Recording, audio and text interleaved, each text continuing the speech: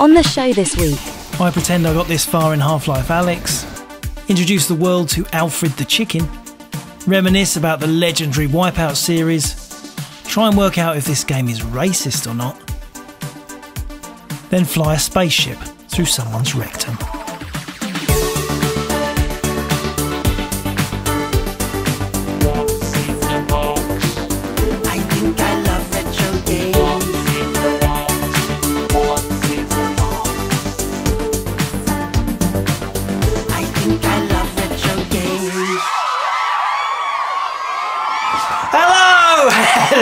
Hello, I was just counting things. Hello, yes, it is me, it is Jace at Retrogames. Hello, how are you? Happy Friday. He's back. See, I'm always here. I never go away. I'm always here, interfering with your weekend. I'm a fiddler. I'm a weekend fiddler. I like to, you know, talk about old video games. Brighten your video game lives, brighten your whole lives. I'm there to brighten your entire life. Take me on holiday with you, please. I need a holiday. Come on, put me on a plane somewhere. Let's go. We'd have fun, wouldn't we? Me and you on holiday. Just imagine. I don't know if your wife will like it. She won't like, or your husband. They won't like it, but I will liven the place up. I'll liven the holiday up. We would have a good time. As long as there's an all-you-can-eat buffet, it'll be brilliant. It'll be awesome. What the heck is he on about today? I don't know what I'm on about. I never know what I'm on about. I start the no script. I don't know, it might come as a shock to you, but I never, ever write notes or have a script of what I'm going to do on the show. I basically just turn the cameras on, sit down, and start garbling garbage. What can I say? What can I say? That's the kind of guy I am. And if you think, well, he can't be like that all the time, I might be. I might be like this all the time. Whew, let's get on. Let's get on. Have you had a good week? Is there any retro gaming news worth talking about this week? I must say, coming back to VR, I'm a bit shocked. And it's a bit like nobody's really talking about it, but the Quest 3 came out. You might remember I covered it on the show a little bit. I was excited about the Quest 3, but the sales, I think, are terrible. Absolutely terrible. And I say this because, you know, when you go on Amazon, it says how many was sold in the last month. Well, for Quest 3, bearing in mind it's a brand new, top of the range, best virtual reality headset you can get, the sales are 2,000. 2,000, and in a world where, you know, the Switch has just got over 150 million sold, then selling 2,000, like, you know, a month or so after launch, pretty rogue. And I think the high memory version only 1,000. So I might be predicting the demise of all VR, which is really, really sad. You saw it. You came here first. I'm the one who told you. I think VR is dying. I don't think PSVR 2, even though it had a great start, I don't think it's doing as good as PSVR 1 was. And it's a shame because I love VR. But on the plus side, there's nothing quite like VR, and won't it be a brilliant retro format? It really will, you know, because it's kind of that quirky, amazing, wow game, like the Vectrex or the Virtual Boy. You can imagine a PSVR is always going to be an amazing device, because you know, the experience you get in VR is like no other gaming experience. But yeah, I'm kind of sad. I mean, Meta have ploughed in like 10 billion a year. Oh, we won't see profit until 2035. Yeah, but if the sales of the Quest have now disintegrated, you are basically selling no Quest. It's a bit like the Wii. The Wii sold in mega numbers. Oh, get your nan playing tennis. Your nan's playing tennis with her controller. She played it once, one Christmas, but you bought her a Wii anyway. Or you're getting fit on your balance board. I hate balance boards. I've got stacks of balance boards I can't get rid of. What the hell's going to happen to all the balance boards? But the thing is, the Wii, it sold initially brilliantly, but as Nintendo knew, it was a fad. It was a crazy fad. And the Quest 2 went through that with all the fitness apps. Oh, it's like a gym at home. And suddenly sales went crazy. Oh, it sold over 10 million, sold 15 million Quest 2s. But the people who bought those, they've experienced it now. They've either put it in the cupboard or never used it again, sold it. You know, because it was a novelty for a bit, and it's worn off. They weren't hardcore gamers. And sadly, the crucial point here is Oculus, Meta, they haven't invested in a top flight game. There is no amazing must-have games. They wound us all up with that, you know, Meta Horizons, absolute dog poo. There is nothing so exciting. You know, the best VR game was written by Valve for the PC, Half-Life Alyx, which you can play on your Quest connected to a PC. But that is, we're in the world of gaming. That is a gamer's world. That is not your casual. Casual gamers didn't connect their Quests to PCs. So yeah, I don't know. I think possibly I am predicting, even though I love it, predicting the entire collapse of virtual reality, at least until they really can give us something, the form factor of glasses, and it really is just like another world when you put the glasses on. But we're some way off that. We're some way off that, despite what they keep telling us. Well, that was a little rant, wasn't it? I don't know where that came from. I'm just a bit worried because I love VR and it's all going. What is in the box? Yeah, all right. I need him, don't I? What's in the box? What's it? Yes, it's What's in the Box. Every week we look at all the new additions to the retrogames.co.uk website, the biggest and bestest place to buy your retro games. And if last weekend after the show you were thinking, oh, I want to buy that, I want to buy that, I want to look at that, and you were going on the site and it crashed, and you get on one page and it's just going 500 server error, that might have been something I did. And put the site down for the whole weekend. Yeah, maybe a slight error in some of my coding. Not coding, I can't code. In some of my listings caused an issue on the server. So it was the technical issue that was stopping you from going on the site last weekend was down to me. And I paid the price. We didn't sell very much at all, as you can imagine. But that means there's more stuff to buy this week, because there's all last week's stuff and all this week's stuff. So, what can you do? What can you do when you have a buffoon running the world's greatest retro gaming company? Let's get on with it. What should we start with? It's a big box today. I picked a big box. I'm not going to show it. Last week I seemed to show every single game. I'm just going to show you gameplay of the highlights, the ones that I think are worth looking at. And I'm going to start, because last week we covered a lot of Game Boy, and I'm going to start with a Game Boy game. Yeah, no Game Boy consoles this week. That was last week. Yeah, and the yellow one sold like that. Of course it did. Thanks, David. Alfred Chicken. Now this is an unusual game. It's an unusual game. It's about chicken. Alfred Chicken came out on everything. Came out for the NES. It came out for Amiga, Atari ST. But nobody really ever played it. Nobody knows who the hell Alfred Chicken is. Well, I'm going to let you see Alfred Chicken.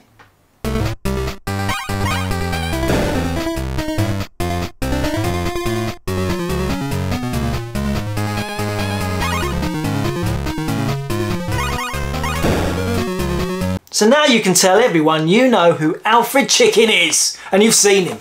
I'll just get the box out, just show you.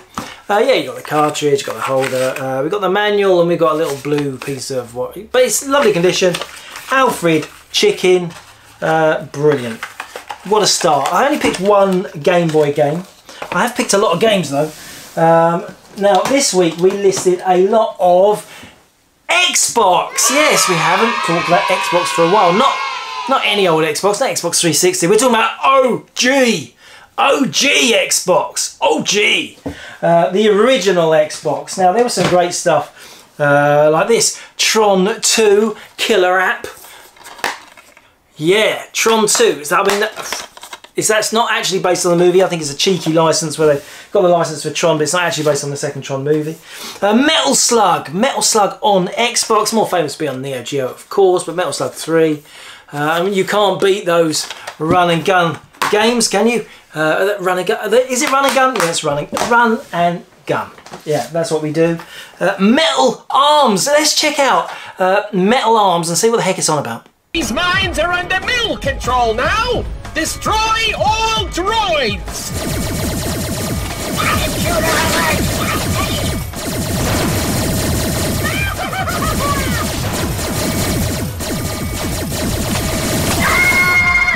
Yeah, Metal Arms. There, see, had you seen that game before? Had you played Metal Arms? Has anybody played it? There's quite a lot of obscure stuff on the old Xbox OG.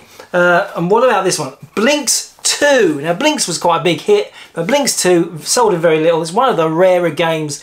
The cover reminds me of Star Fox a bit. Masters of Time and Space. I think Xbox not quite out of the date. I think they're definitely a lot more collectible than they were. I mean, there was a point where you couldn't sell any Xbox game for more than £2. But you know, like everything else, it's picked up. I don't think I put this out there. I don't think Xbox, which you know, its rival PS2, I don't think it's ever going to have the collectability of PS2. I don't know what, I just think people love PlayStation, they like the brand PlayStation, they're more likely to collect PlayStation than Xbox, but that doesn't mean that the Xbox games aren't brilliant, they're better generally than the PS2 version. So let's carry on. What about this one? This is an unusual one we hadn't had in stock ever before. It's called Gravity, but it's got a picture of a bike on the front. It's a BMX game, why don't we check it out?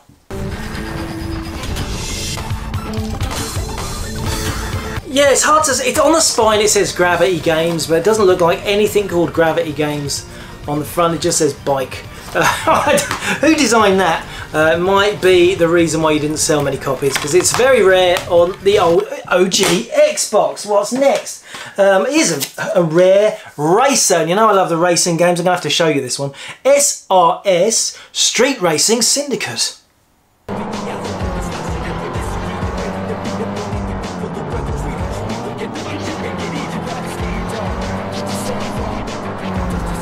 Got a saucy lady on the front, yeah, this is my cue for my thumbnails, you see, just got a saucy lady in a little bra, and that makes me want to play this game desperately, yeah. Yeah, well, I mean, Ridge Racer started, didn't it? The Ridge Racer had lots of girls in, the first Ridge Racer. Ah, yeah, come here, baby. 3, 2, 1. So, you know, racing games and pretty girls, they kind of go hand in hand. That's not my doing, I'm not responsible for that. One more original OG Xbox game, and it's another weird one. It's called Whacked. Game show gone wrong. Check it out. This is billed as a TV game show gone wrong, but it's just another 3D romp around. But you're in the nuddy. Why are you in the nuddy? Lucy is almost there! That's a coincidence, because so am I. Little blue bars block out her privates, but it's a poor 3D shooter. Well, if you've seen this game before, then you know a lot about the Xbox, because it is a rare one. It's not a game that many people will have experienced. Yeah, so interesting, isn't it? Interesting. Okay, let's carry on with a different format. Now, last week we had a lot of PS1, and we listed a lot of PS1 again. And there was some more great stuff, and people love PS1. PS1 is one of our top, you know, after Nintendo and Sega, probably PS1 is the next thing that people really actively collect. You know, we probably could sell more PS1 than, say, Spectrum or Commodore 64. I guess we're just in that era where, you know, the affluent people, like their late 30s, 40s, early 40s, PS1 was their original console. They got to that point where, oh, that's what I want to collect, that's what I want to relive my youth. So I think that's why that's more prominent now than the older 8-bit formats, where we're so old, we've been collecting for years, we've got everything we wanted, we occasionally pick up the odd thing that we didn't know existed. You know, that's good too, that is good too, and you know me, I'm die-hard, started gaming in 1977, so you know, I'm there with you on the old cassettes. But anyway, here is a PS1 game. This is N2O. I think it's a shooter. Let's check this one out. Yeah, it's a shooter that seems to take place in someone's anus. It's a very strange place to be blasting. What the hell did I eat last night? But I like it a lot. There's a lot of pick up and play, exciting feeling about this game. Let's just let it run with a bit of loudness.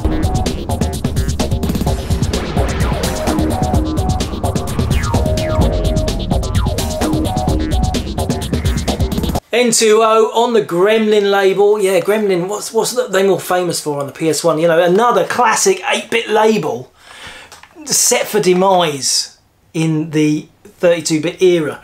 What have we got? We got like Actua Soccer, Actua Golf. They're the big Gremlin games. Yeah, all those, you know, all those licenses they had for the Spectrum and 64. If they could have dug some of those out and made like a Death Wish and stuff and put that on PlayStation, they might have had more of a chance. But I do think the demise of Gremlin's quite sad because they were still trying. Was it Loaded, Reloaded? Their Gremlin games. Gremlin released a lot of stuff. British software for the original PlayStation. Yeah, beautiful, beautiful condition. This one. It's a fold-out manual. This folds out into a kind of a poster manual. It's got another little insert there to win £250. Wow.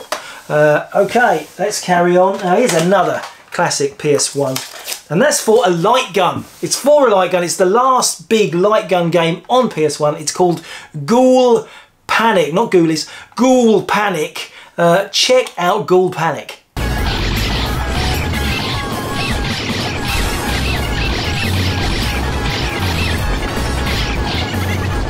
Yeah, I think you can see why this is a highly sought after game. It's beautiful. It's got an extra insert. Rescue Shot. I don't know that game, Rescue Shot. I might have had it in a couple of times, but it's rare. Yeah, it's very pretty, isn't it? It's almost psychedelic packaging on this. I think it's a lovely game. A lovely game for your old light gun. And the problem with those light guns, they're not very compatible with modern TVs because they have no... You need like a little reader responder that sits on top of the TV to register where the light gun's hitting. Otherwise, they relied on the reflection of a CRT TV, and unfortunately, not many of us traditionalists are still using their CRT TV for gaming. Okay, moving on. Here's an unusual arcade adventure. First time it came into stock. We'd had the sequels, but I don't think we'd had the original. Hugo! This is another strange one. What is Hugo? I mean, impressive graphics and animation. It's kind of like a 3D Frogger. No, it's not really Frogger at all. But look at him. He looks thick. Thick as, isn't he? What, kind of like a devil-y kind of thing? Look at this little look to camera. What's that for? He's a weirdo. Hugo! Check Hugo out. Yeah, he's got big graphics, that typical European, big graphics, great animation. There we go. Awesome. Hugo, I think it's a big star in, I don't know, the Netherlands maybe, or Germany, or I don't know. Hugo, he's a big guy. Now, I've got a mint version of one of my favourite games, and give me an excuse just to show it, to reminisce about Track and Field, the rebirth on the PS1. This was epic at the time. This was so groundbreaking at the time, pushing a classic arcade coin-op into 3D with 4-player instead of 2-player mode. And look at it, look at the way that the screen scrolls around to follow the action. Just to compare it to the original there in the top corner. Yeah, it's a bit different. And across the line, and I love this bit, go to the scoreboard, and there you've got a proper replay. This was groundbreaking. I know replay's commonplace now, but this was amazing at the time. Of course, we've got all the classic events, all remade in 32-bit glory. The classic long jump. Everyone loves the long jump. Distance was 7.32 meters. Yeah, shot put. Let's go. I love the thud when it hits the ground. Lots of extra events in here, including swimming.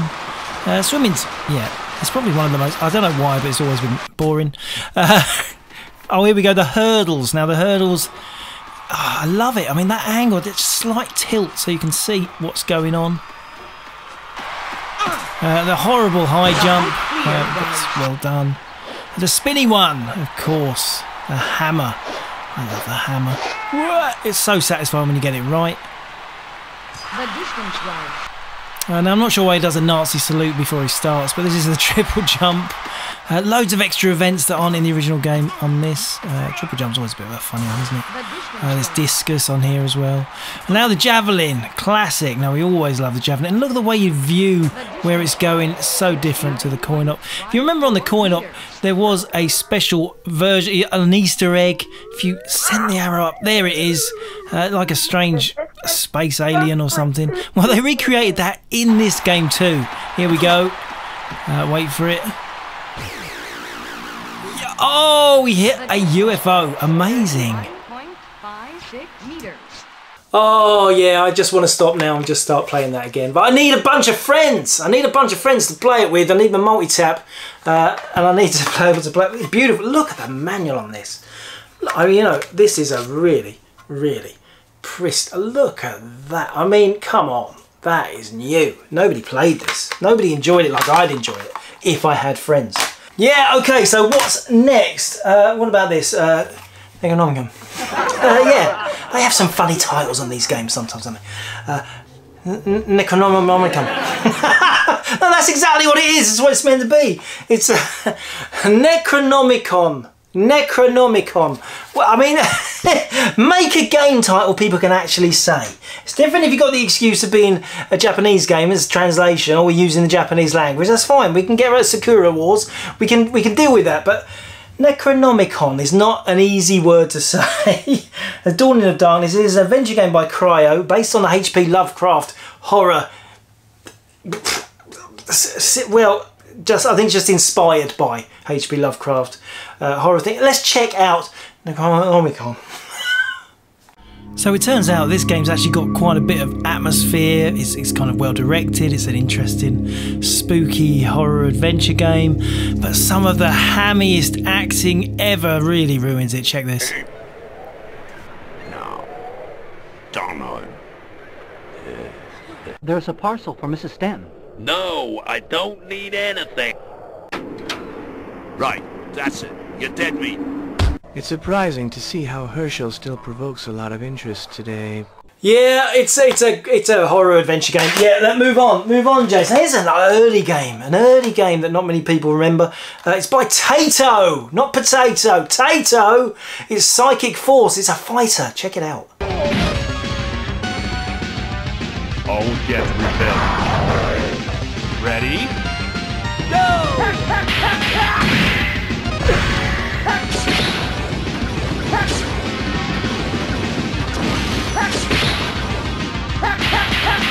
Yes, I forgot about this game. If you forget about it, don't you? But it's in lovely condition.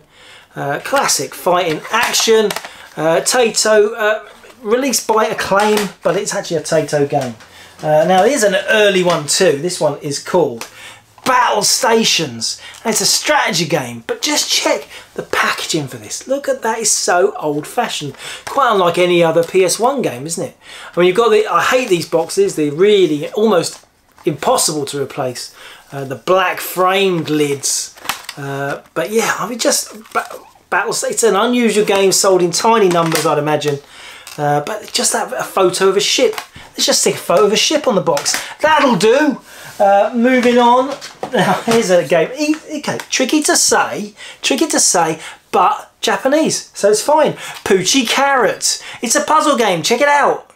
No, it's not a simple match 3, it's a 2-player breakout game. Competitive breakout puzzle block breaking. Isn't that fun?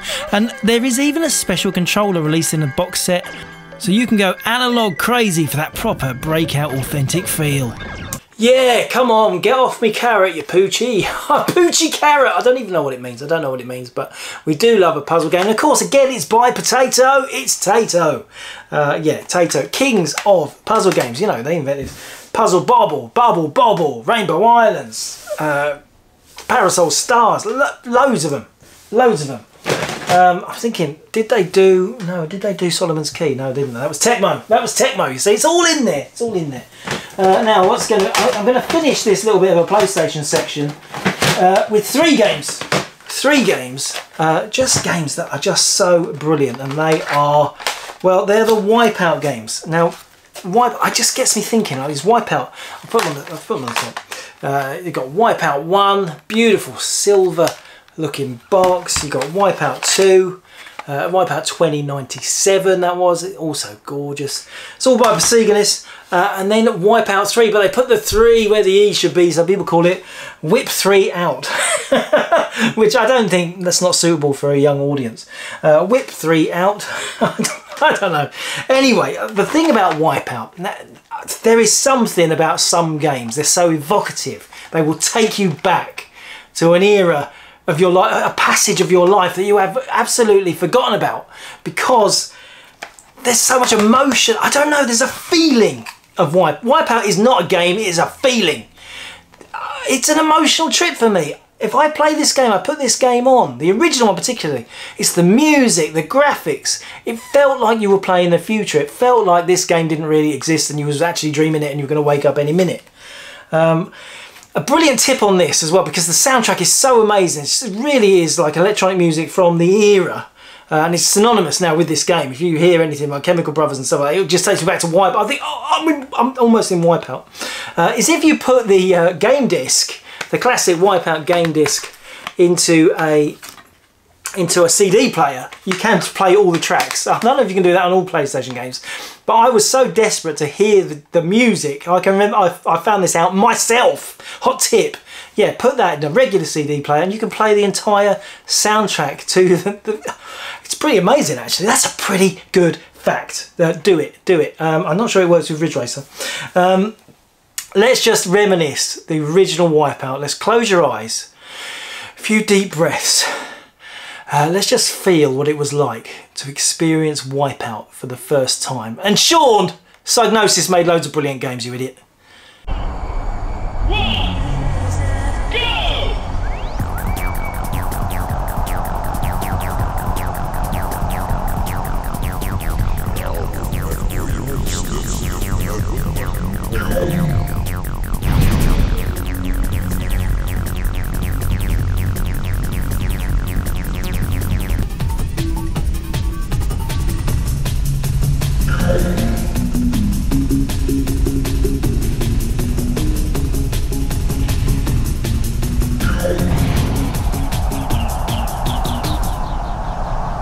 Yes, now that's taking me back. That's making me misty-eyed.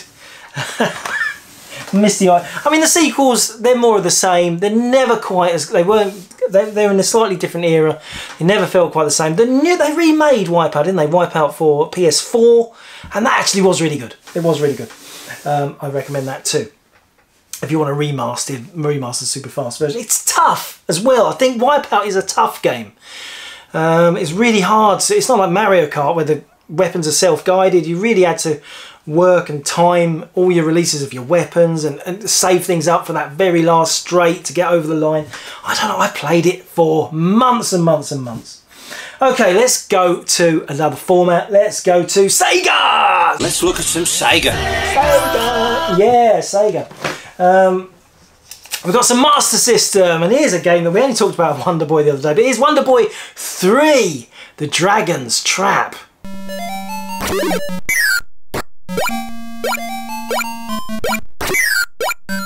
Yeah, Wonder Boy 3, what a beautiful game. A little bit of wear to the manual, but just normal, just normal. It's one of the rarer games for Master System, and it's a classic arcade romp. Romp, we can say that, it's fine. Now what about this one? I picked this one because it's one of my favourites, and that is Rampage. Quite unlike any other arcade game, wasn't it? I mean, you controlled one of the three monsters, 3 players at the same time, and you just ate people and destroyed the buildings, and you were like a team. There's no right. You could punch the crocodile man in the face. Not crocodile. Is he a crocodile? Yeah, lizard man in the face, or the big wolf bloke. But you were kind of like on the same side and kind of having fun. It's unlike any other multiplayer game. In fact, we must be there ready for a Rampage revival. I don't know, but let's just remind ourselves of what it's like on the Master System.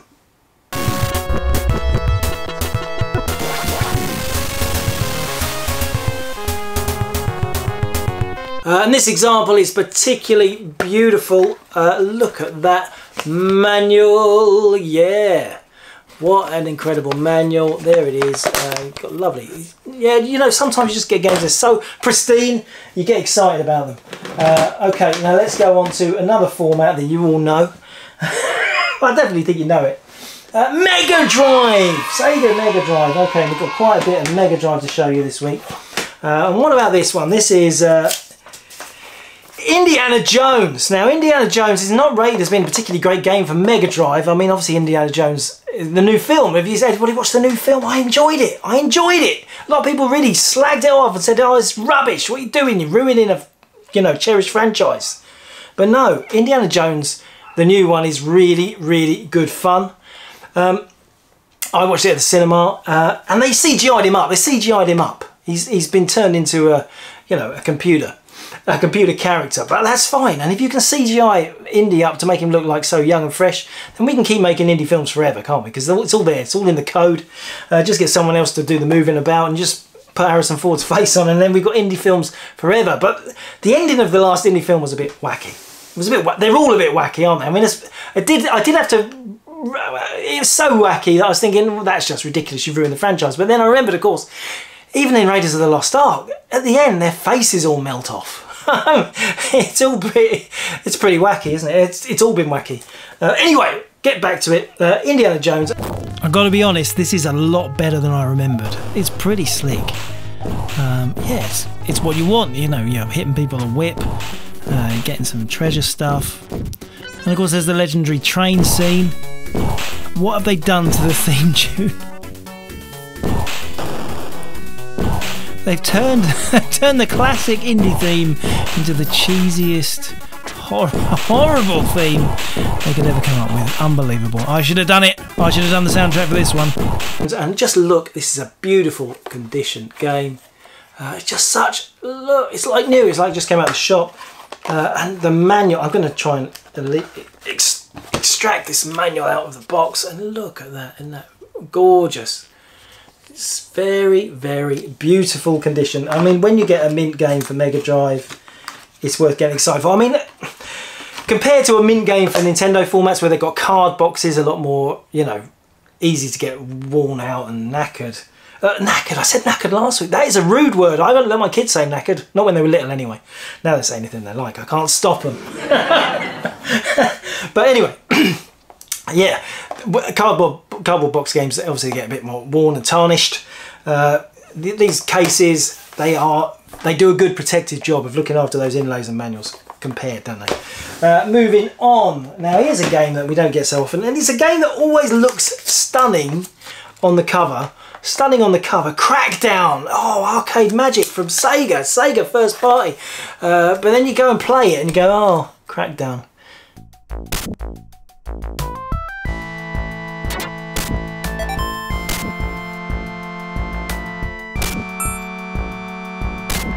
But it's in great condition. Let's open it up.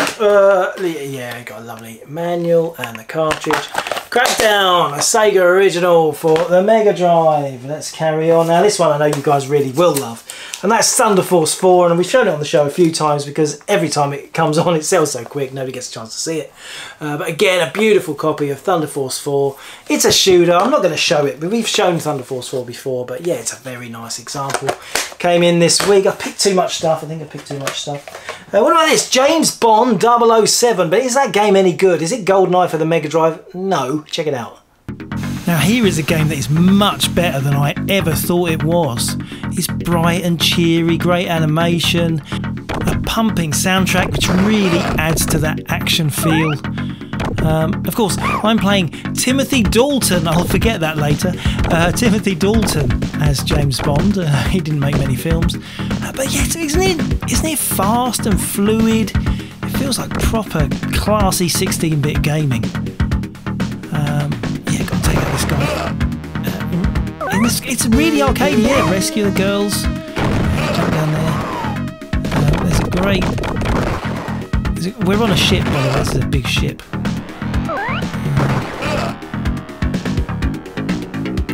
Some sort of submersible hanging up there. This is a bit crazy because remember that submersible? Yeah, it lands on his head, but because he's James Bond, he just walks away, carries on. Yeah, it's a James Bond game. It's by Dumark. It's British. It's a British James Bond game, and James Bond is British, so that's fine. Again, incredible manual on that. There's a lovely shine to it. Very nice condition. Excellent condition. Complete. James Bond 007, The Duel, and it's that James Bond that nobody remembers. Nobody ever, you know, that guy. You know, yeah, not Jason Statham. I can't remember. Oh, yeah, it'll come to me, but you know, that guy. He did one film, didn't he? He did one film, that one. Okay, what about racing now? What about racing? Kawasaki Superbikes. It's a game you see around, but have you ever seen it running? Let's see what Kawasaki Superbikes is like. Is it comparable to Hang On the Mega Drive? Check it out. Actually, you could argue it's better than Hang On. It's a pretty fast polygon racer. This hasn't been spec'd up like the Virtual Racing cartridge on the Mega Drive. And I'd say it's pretty fluid and fast for a polygon racer on quite humble hardware. What do you think? Kawasaki motorbiking. Kawasaki motorbiking. Yeah, beautiful condition. Again, lovely manual and the cartridge. Yeah, lovely example. Kawasaki Superbikes. It's great for your Mega Drive collection. What's next? What about this? Oh yeah, now some superhero magic here. Judge Dredd, another great game for Mega Drive. I'm not going to get away without showing you. Let's check out Judge Dredd for the Mega Drive.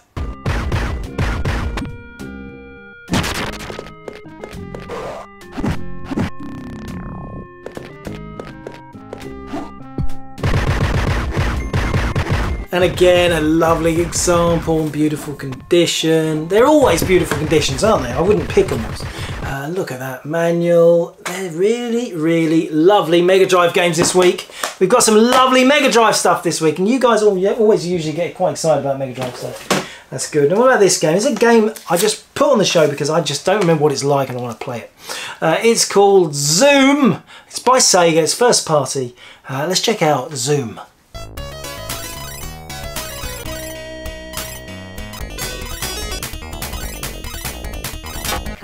Boy.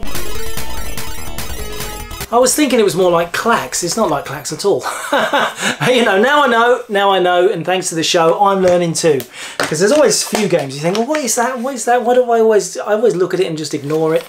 And now I'm not going to anymore because now I know what it is. So Zoom, my inventory is getting backed up in the old database, the old Mind database. Here's another one, another really unusual game. It's a game you see around, but nobody really knows what it is. Marco's Magic Football. It's another Dumark special. It's British. It is not a sports game. If you have, it's came out in other formats. Came out on 16-bit, Atari ST, and Amiga. Check out Marco's Magic Football.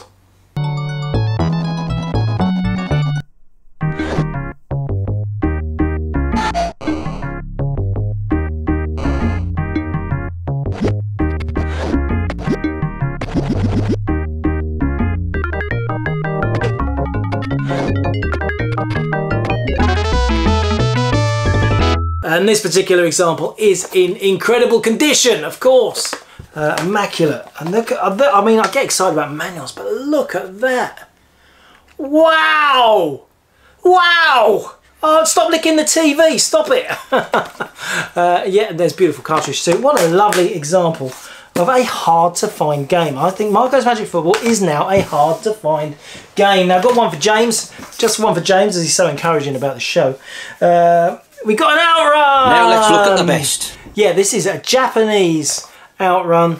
Different arts to the UK Euro version. It's beautiful. It's a beautiful thing. No manual, of course.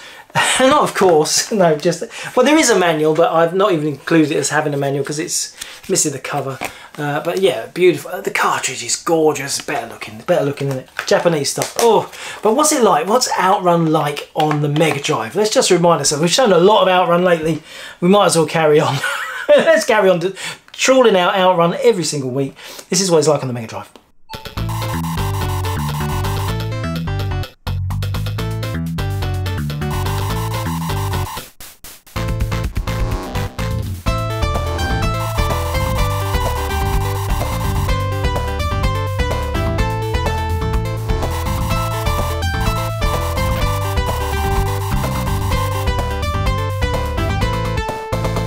Yeah, Mega Drive, Outrun. Okay, now, I've got some other stuff to show you. This is some handheld stuff. Because we've been showing you we've had lots of handhelds on the show lately. This one's going to be hard to say. Le Heros Grec. It's French, it's French. Le Hero Grec. Le Hero Grec. That is pathetic. Isn't it pathetic? Anyway, it translates as the Greek hero, but it's actually a game you might well know as Swords and Serpents, released by Grandstand in the UK. But this is released, what was it released by over there? It's not Grandstand. I think it's actually on the Epoch label. Epoch originally made the game in Japan. Let's get it out and show you. Oh, I'll show you the box first. So you can see it's a lovely shiny box, and this is embossed, this horse here, actually raised off the off the sides. Yeah, I love these mirror boxes. You know, oh, you can see me. Oh, you can. Hello, can you see me? I'm in the reflection. Oh, wow, that was fun. Let's get it out. Let's get it out. And there we have the game itself. Yeah, that's like one of these big. You know this size. You're more familiar in the UK. The Grandstand Scramble was in exactly the same big screen design. It's a great game. It's got like a big monster you have to get past. It's a little bit dark. The screen's a bit dark, but it is fully working. I did play it. I did get to the top level. It's got the manual as well. I'm not going to play it for you today. You've seen enough.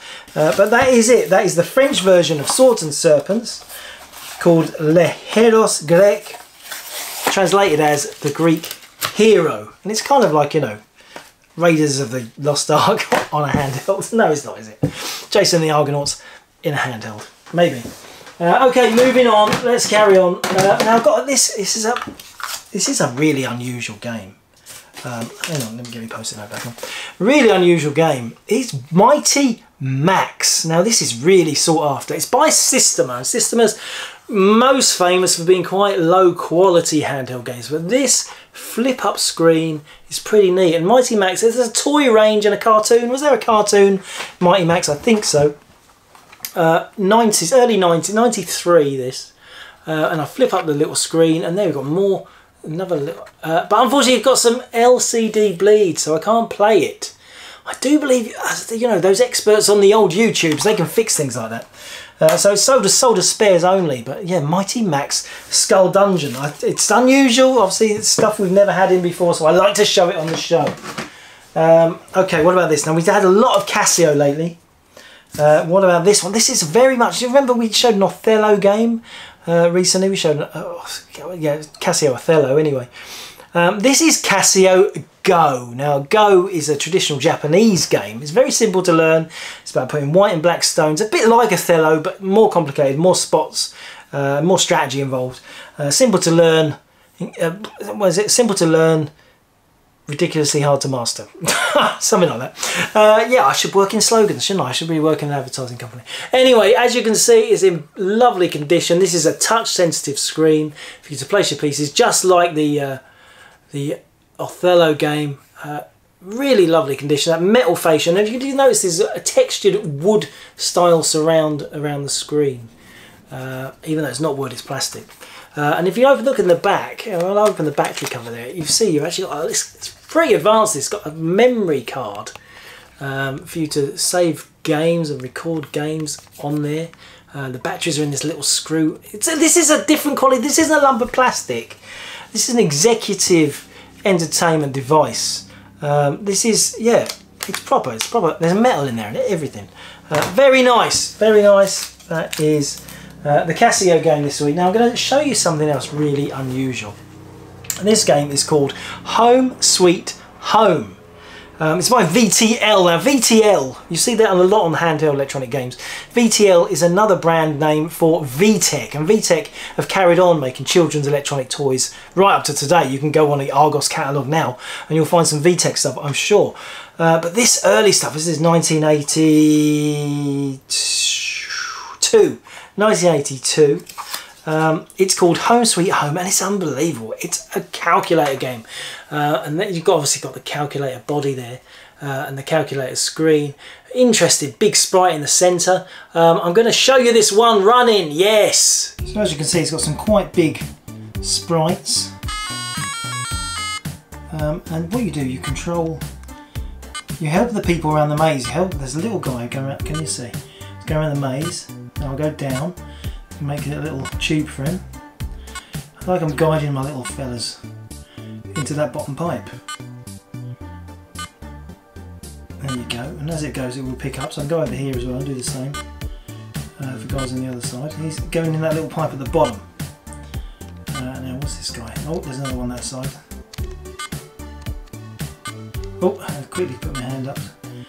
Yeah, I'm just helping these guys get home. There's another one coming. Oh, the other side. Crocodile. Oh. See, it's gone to pot. It's gone to pot.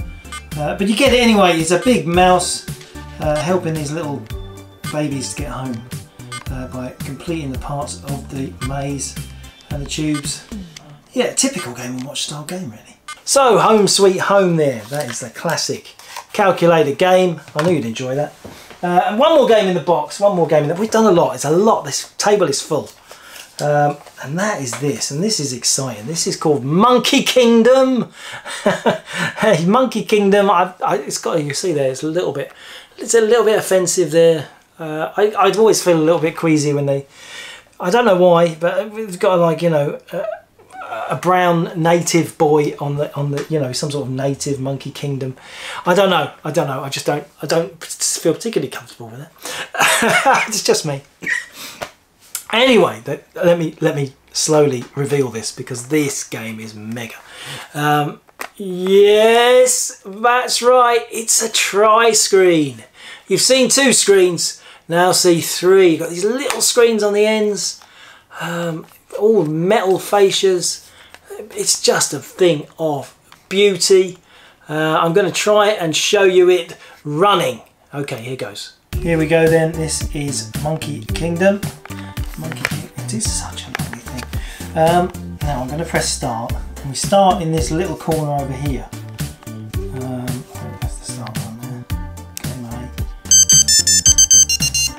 Yeah, got the tunes. No, okay. So I've got to time this over the bridge. Oh no, I got hit there. I can get to the second screen. I've done it. Oh no.